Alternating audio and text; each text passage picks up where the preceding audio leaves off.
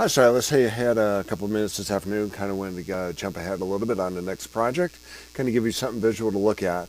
So this is the golf ball pad, and we have the same thing that we had before. We have the core right there in the middle of the latch core. And I just measured everything, so this is very similar to what we had before in regard to the bobber pad. So if we cut that in half, let's get rid of the draft analysis for now and take a look at that.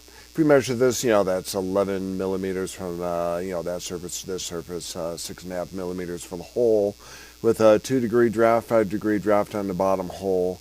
And then the rest didn't really change us from the bobber pad. So we have about 9 millimeters from the top of here down to approximately where these dimples start.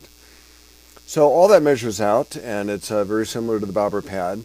But of course, with the draft analysis, now we see what it might look like if we were to try to pull that out of a mold. So if you use the top plane for the parting plane and take a look at that, so everything gets red in the green area and the green in the red area and the yellow being the transition, we need to kind of do something with that. So think about that. Think about what you want to do. This gives us simple something visual to actually work off of, decide what we want to do.